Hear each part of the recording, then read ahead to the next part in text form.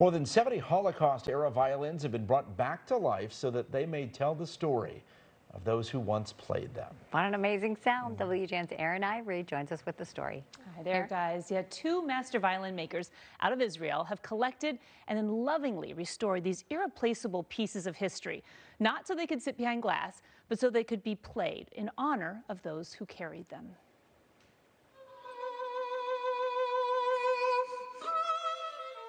I opened the violin. I remember there was inside black powder because it was played beside the crematorium and beside all these horrible places. For 2 decades, Amon and Avshalom Weinstein have quietly collected and repaired 70 violins used by victims and survivors of the Holocaust. We are restoring the violin, so now when you hear the violin again, he can pray.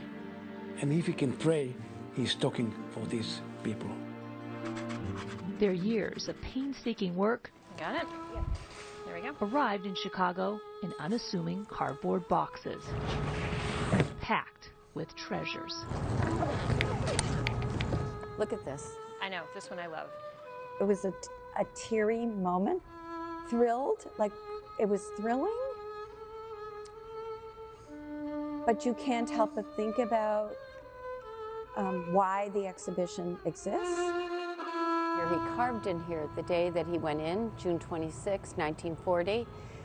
He must have left on the 9th of May, 1945. My God.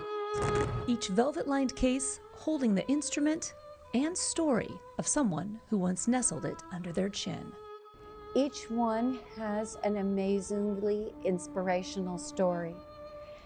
And they tell stories of hope and resilience and resistance. Oh, that's pretty on the back. The tag lets you know. The tags hanging from the scroll marking its journey. A number of the violins were actually played in the concentration camps. Some of the violins have no strings. Some of them are exquisite. Some of them have beautiful inlaid Stars of David. The Weinsteins wanted these wood and string pieces of history to come alive again as a voice for those no longer here. They wanted them to sing once more. It's only when we play these violins, when we exhibit these violins, when we talk about them and when we tell their stories, that we bear witness to the people who played them. For the next 6 months, the violins will travel to concert halls, museums, schools, and libraries across the state.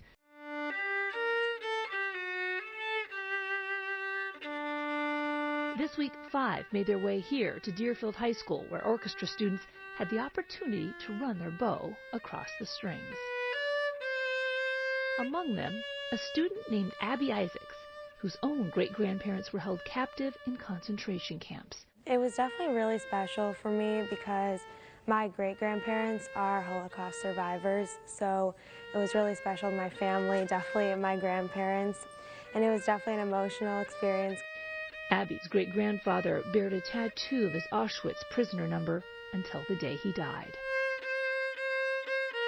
As I was playing, I definitely thought about all the people that came before me. In the audience, a man who survived the Holocaust as a young boy, there to pay tribute to others like him. I feel it's important because people really don't know what was going on. I mean, the Holocaust is it's a story, but the Holocaust was really a horror. Like the violins, Eric Blaustein took the stage to share his story. The wonder afterwards, why did you survive it? Because I felt I owed something to the Jewish people. Stories stay alive so many ways, spoken through our lips or through an instrument. They live on as a narrative against hatred and a symbol of hope. Maybe to see others differently and to inspire people to think about others as human beings just like themselves, and every human life is precious. Yeah, and And if you get the opportunity, I highly recommend visiting some of these moving exhibits. I was talking with Dina about this a minute ago. I will link them because there are so many different exhibits. They're going to be in museums and libraries. And I know the Illinois Philharmonic Orchestra is doing a concert with these violins as well on May 13th, if you're interested. Just phenomenal. So there's plenty of opportunities, and it'll be here for 6 months. So, yeah. Wow, so powerful. Yeah, just amazing. Thank you, Erin.